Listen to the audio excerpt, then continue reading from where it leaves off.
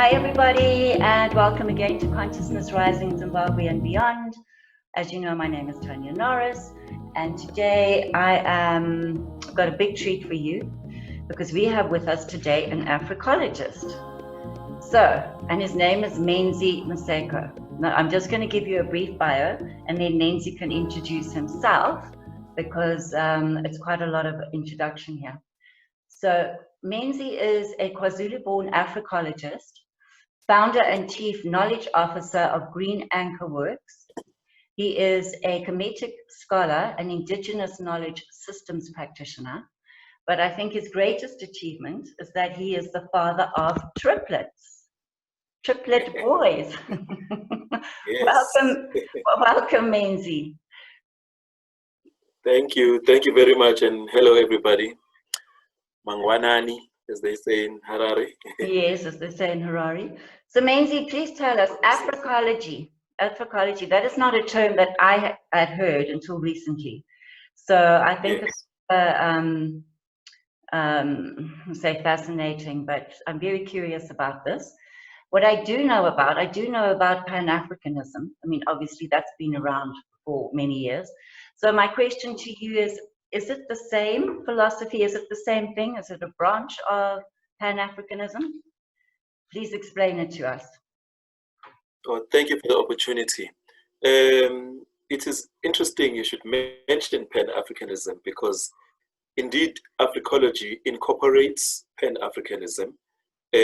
But the reason why Afrikology emerged as a singular school of thought, which incorporates Pan-Africanism, notions of Black consciousness, those are its philosophical and political connotations. There are academic connotations, of course, or scholarly. It incorporates Pan-Africanism because somehow, some way, the philosophy of Pan-Africanism and the ideology of Pan-Africanism somehow became too conflicted with only the political agenda of Pan-Africanism. So things like the spiritual aspects of it, the cultural aspects, the health aspects even, became negated. So it was necessary for Afrikology to emerge out of these ideologies and find ways to merge also the various schools of thought, the various knowledge systems that are available in Africa. In Africa in particular, even though Afrikology, of course, incorporates knowledge systems from other indigenous peoples, but it emerges out of Pan-Africanism and strives to be a broader way of looking at African challenges and facing them, rooting them out rather than actually just dealing with the surface of things. Mm-hmm. Right. So that's it. But I can tell you a history if you... Please carry on. You're doing a good job here. Carry on. Okay, so the history of Afrikology is thus, as already mentioned, that there are people who are scholars and practitioners. And the reason I differentiate between scholars and practitioners, even though a scholar can do both, can practice an Afrocentric way of living at home, and also teach it maybe at a university or any other institution. And then there are practitioners, people who by tradition or even by nurture, they practice their traditional ways of life at home, even at work. You find that you cannot, like, for example, there's this, in Africa, there is kind of like a duality of Africans. There is an African who is absolutely comfortable with the learning that they received either from church or from school or from the secular world, right? They are happily comfortable with that. They don't mind about the dress code. They don't mind what they eat as long as they can afford it. Mm-hmm. But an Afrikologist, what differentiates an Afrikologist from a typical African is that the Afrikologist has a desire to carry on the legacy of his forebears, right? His or her forebears. Afrikologist is someone who's very curious about their history and what are the best attributes of one's history, right?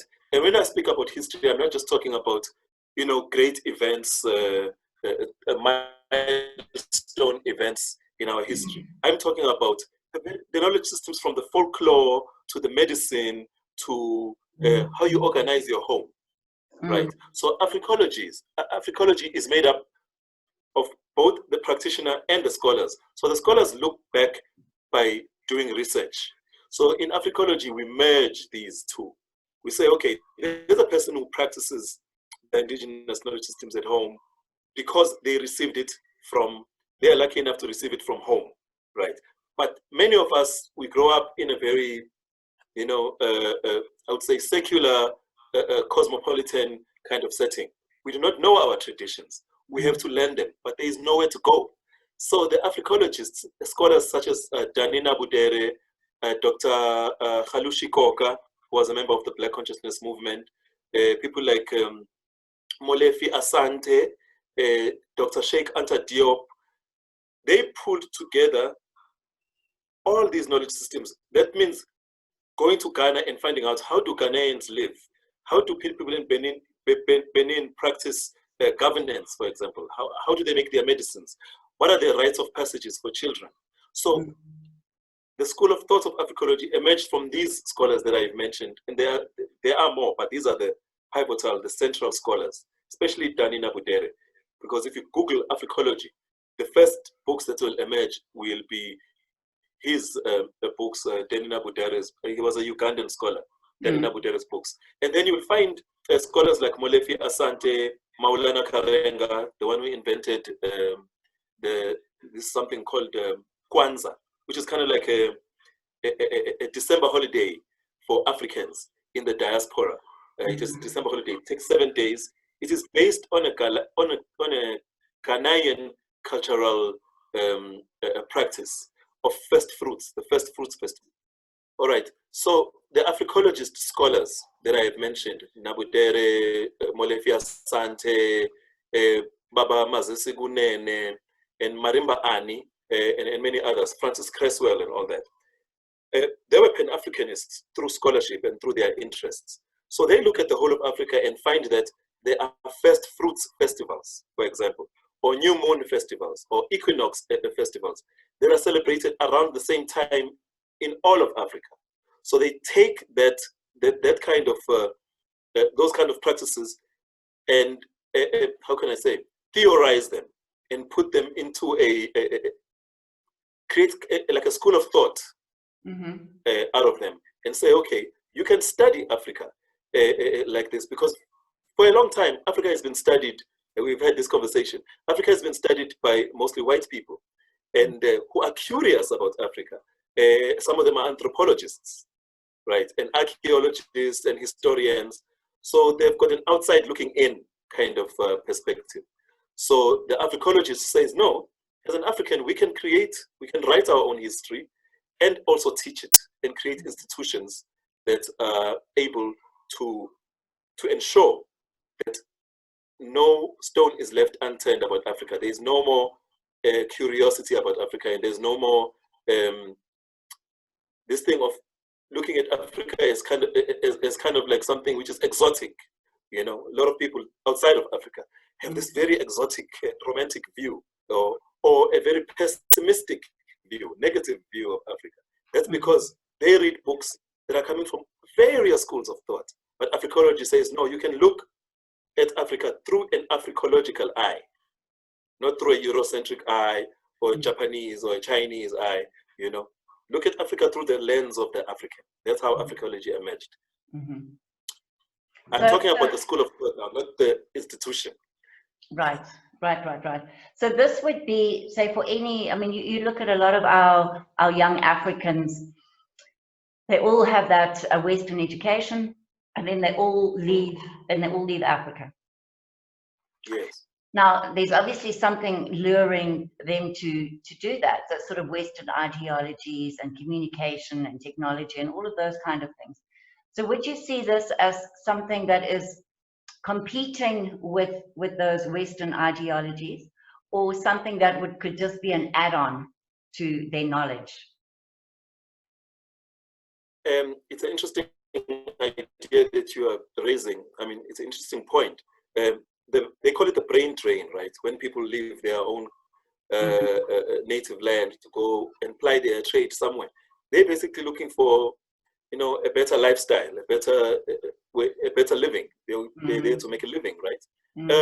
But the reason why they are leaving is the same reason why the resources of Africa that make Africa such a wealthy place. It's the same reason why those resources are leaving, right? So things are taken out of Africa, not just people. So whatever resources are taken out of Africa, they create the Western world, right? So when the Western world is created, not just by the resources of Africa, but some of the great ideas, when people shift or migrate to a particular land, they live with their culture, their ways of cooking, their ways of living, their dance, their music, right? So that shift is a deliberately created phenomenon that Afrikology seeks to address by saying, I'll use the words of Marcus Garvey, one of the liberators from the 1920s. He said, look to Africa, and Africa can achieve everything that it wills, right? So he says, look to Africa for the crowning of a black king, right? But there, he's basically speaking about two things. He's saying, no, right now in the Western Hemisphere, we're looking to the British monarch, those who were colonized by Britain. We're looking to the British monarch as the supreme imperial ruler of the world that is captured by Britain. But Marcus Garvey was saying, no, look, there is a king who's just about to be crowned in Ethiopia. He will be the king of all of Africa. So it was an idealistic way of saying, no, let's look at Africa and have our own kings, have our own ideals, have our own, because those things do exist, but Africans do not look at them because the power structure that governs us sits outside of us. So we have to look to us to make us prosperous. But now, so the idea, because it can be quite a difficult thing to sell to people. I think people are very curious about their culture, and they like their culture, and they think that they are living their culture because they're eating that kind of food and listening to that kind of music and those all the ways. However, they still like all the modern conveniences of what the Western world, or let's just say that, say advanced technology has to offer.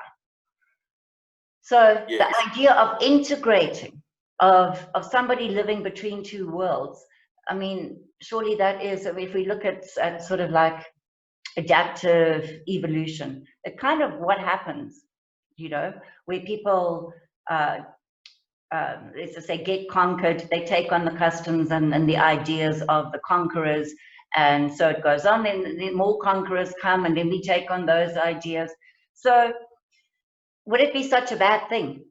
Or do you think that it works against each other? These two ideologies work against each other, or could they be integrated? Integration is possible, but it is a question of power, right? So as you've already said, those who conquer also impose their ideals on the conquered. So the conquered eventually, at first he resists. We resist through wars and through superior weaponry, or through superior, well, by the way, superiority is a perspective, by the way, it's not a fact, right? So through whatever means, when the conqueror gains the upper ground, the conquered will also strive to emulate the conqueror's ways. We want to dress in a European way, not because we want to, not because it's better. It's just convenient that way, because to do the other thing becomes, well, an inconvenience. And in most places during the colonial times, it was illegal to speak your language in particular places, to dress in your indigenous way in certain places, to eat even in certain places, in certain mines, and in certain work settings, factories. You were forbidden from eating food that comes from a rural setting. It was outlawed, right? I'll make an example of America now.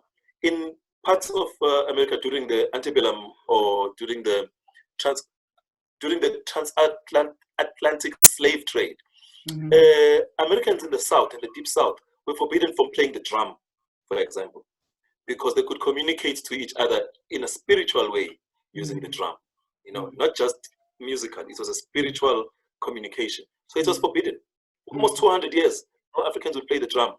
But then you see now that where the integration happens is the Africans would play the drum in secret places and perform their rituals in secret places. And that's how jazz was born.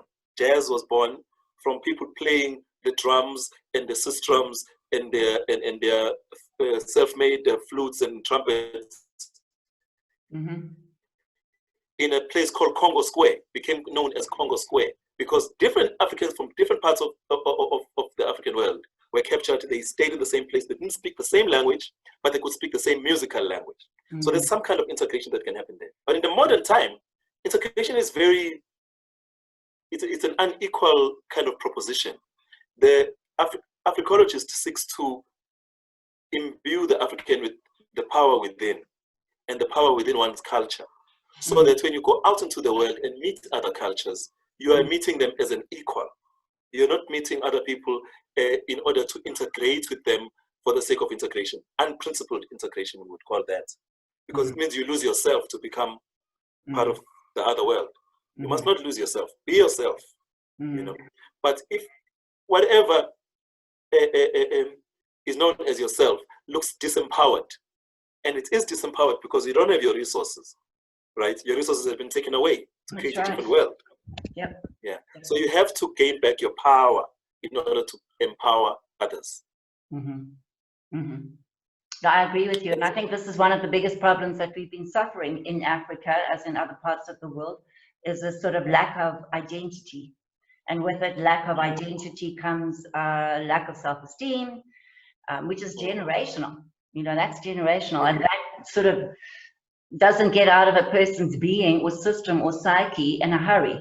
You know, and this is why we have these movements like Black Lives Matter and so forth. So I think, you know, it's pretty understandable. But also, you know what, Menzi, I do believe that we're living in an age of acceleration. And yeah, I do. I think that so people who come across these philosophies and ideas, I think that they can stick and run very quickly. A lot more so than they could when you go back to the beginning of the century or the 1960s, you know, when those movements started.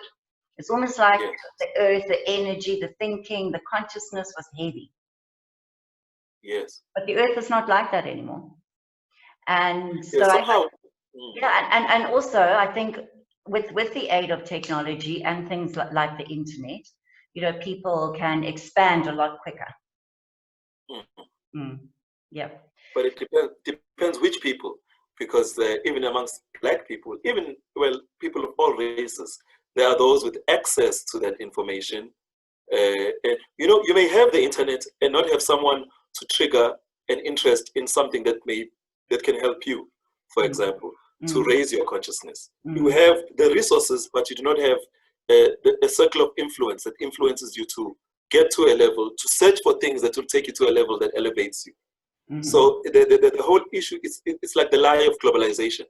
There is globalization happening, but it's a top-down globalization. It's not a globalization whereby someone in London takes on a great idea from the San people and learns from it and learns to do something positive for both themselves and the San people, of which he appropriated that tool from, you know. That's right. So it's an unequal kind of globalization. I always make an example of rooibos, you know, on this topic. You know rooibos, the tea, right? Yep. You know where it comes from? I do. Yeah, it comes from. I thought it came from a bush in South Africa. Yes, but this bush was used by the San, the Khoi and the San, as an aphrodisiac. They used to take it in a very high portion. More, you know, what we are drinking now is a bit watered down. But rooibos is owned. The patent for rooibos is not even in South Africa. the person who owns the patent for rooibos is somewhere in the UK. You know, so not a single community of the Bushmen has profited from the sale of rooibos. So it's cultural appropriation. It does not profit the originators of the culture. So does coffee, for example. Coffee is also another example. Yeah, yeah. So we have to even the playing field. So carry on. I'm just saying we have to even the playing field. And in order to even the playing field, you have to familiarize the people who have a rich culture but who have forgotten it. Familiarize them with their culture and add value to their culture, you know. Because, like, for example, the Ethiopians have taken back their culture. I'm making an example of Ethiopian people, a large portion of Ethiopian people. Coffee is like a cultural phenomenon to them. They know that it's valuable internationally, but they also know that it's valuable as an internal localized culture. But not many African people have that kind of thing. A lot of them, you'll find that they aspire to be something else that they're not. That's right. Not of their own making, it's something deliberate. But the thing is also, you know, globalization, it's not, I don't think Africa is just the victims of globalization at all. And this is what I like. This is what I like about this philosophy of Afrikology, is that it's taking us away from that a hierarchy of the rulers and the elites, you know, who really do control and own everything, really. And bringing it back to ourselves, for us to become more community-based, you know, more culturally based. I think that moving forward as a way of living would be a much more successful model, because if we don't follow those kind of approaches, then I think we're basically looking down the barrel of a gun. Absolutely. This is ultimately what globalization has to offer us. People don't realize it. They don't see that coming.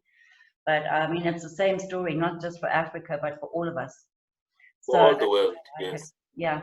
And okay, so now, fair enough. So Afrikology, so people may be listening to this, they may want to know where are the resources? What have you got in place that people can... Okay, so we have an institution that was created, of course, from the learnings that we received from those elders. Dr. Kalushi Koka in Johannesburg used to run an institution called the Karaites Institute, Karaites, and then it transformed into Afrikology around the 2008 or so. But by 2010, I myself and a lady by the name of my partner in the institution, we started an institution called the Institute of Afrikology in Durban. So the Institute of Afrikology runs, even today, does workshops, facilitates team building and developmental classes or workshops even that are teaching Afrikology, how to use Afrikology in various different aspects of your life, both personally and organizationally. So there's a website, we have a Facebook page, we are live online, we have an Instagram page, Institute of Afrikology 1 on Instagram.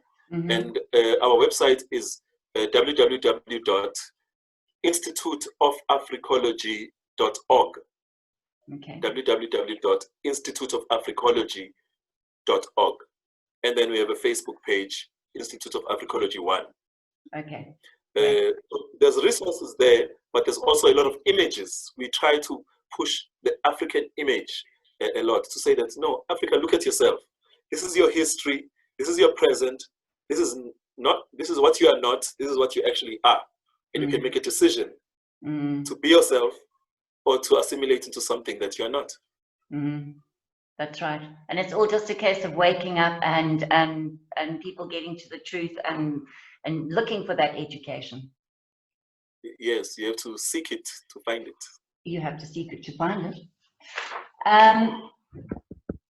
Okay, so now the other thing that I wanted to ask you about was your green anchor.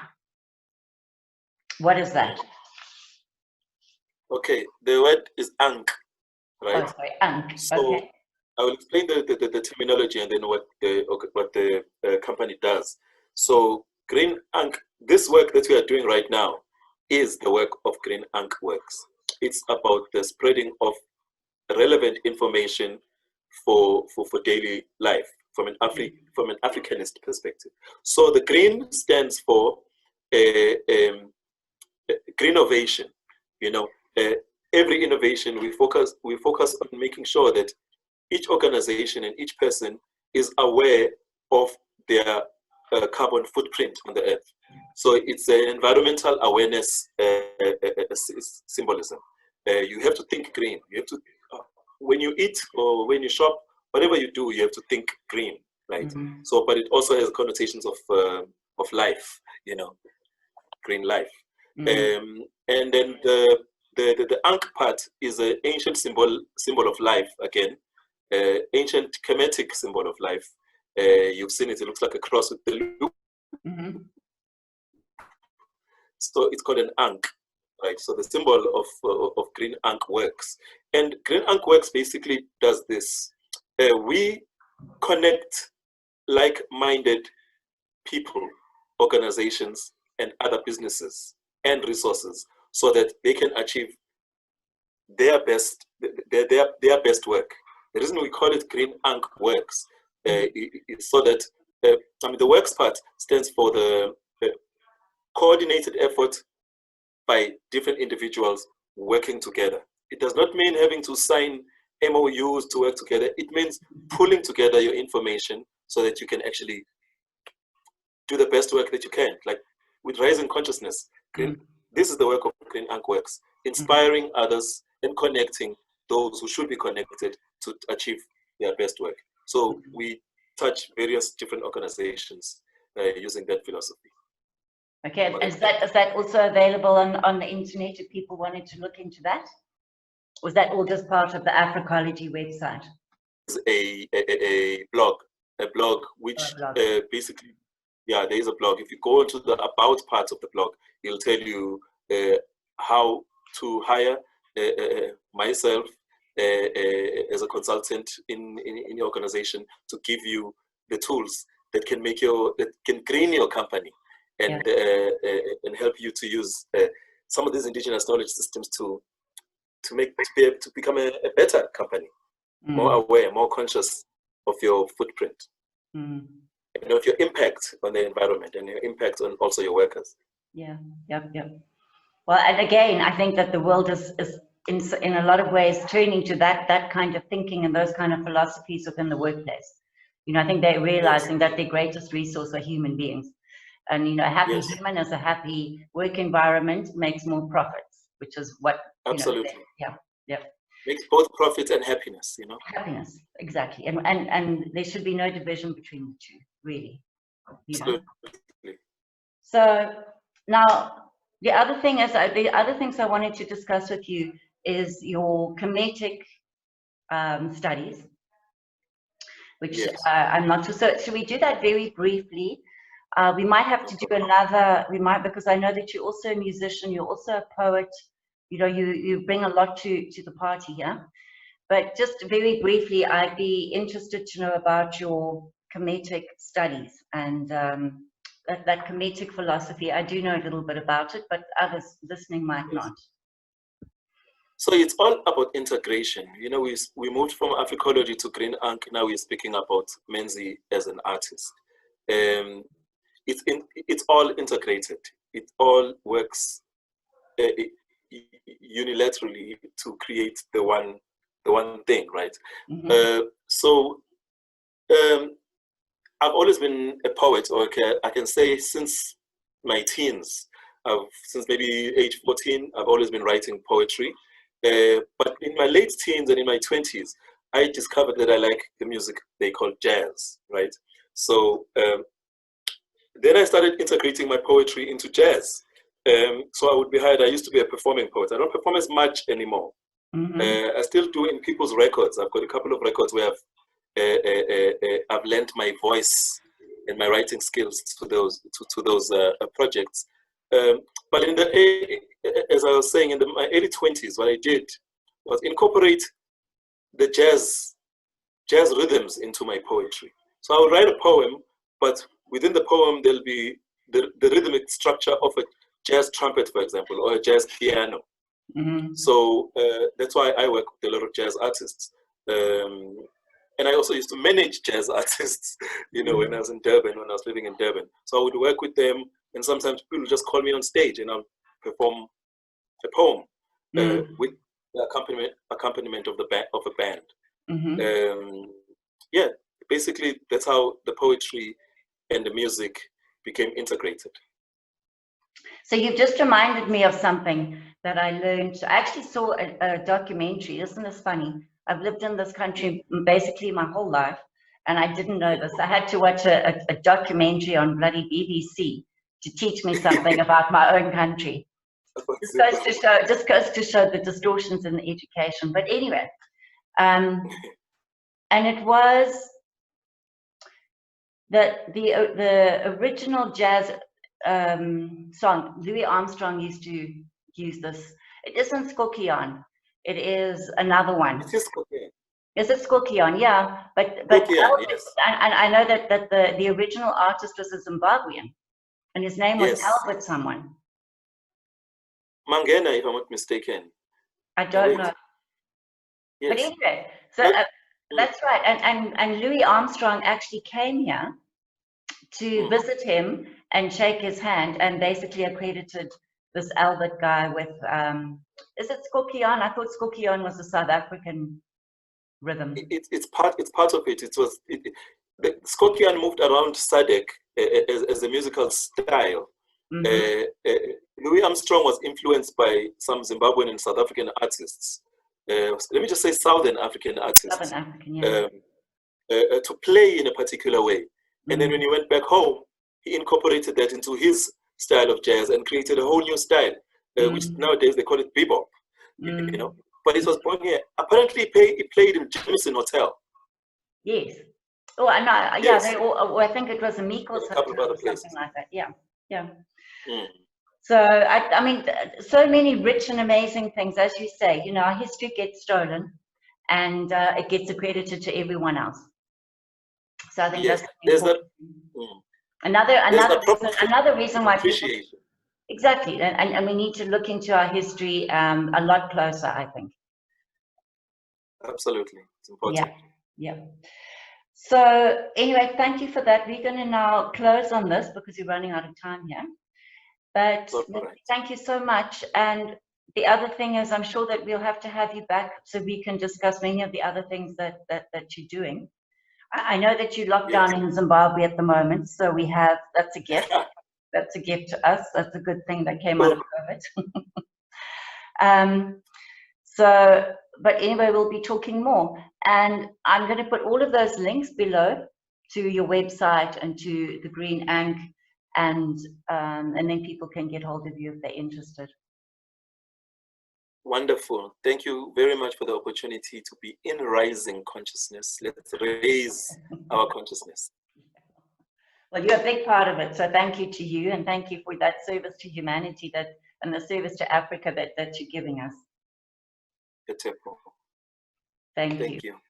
Bye. And everybody else, thank you for joining us. Please share this. I think it's really important that we get going, raise awareness of Afrikology and all the other truths. And there are many other people that I will be interviewing along the same lines. But anyway, let's just it's a way of getting the truth out there. So please share it, and we'll see you next week. Bye. As I sing your name across the golden sands, Doniamans, time sits patient like crystal stones or long deserted trees, waiting for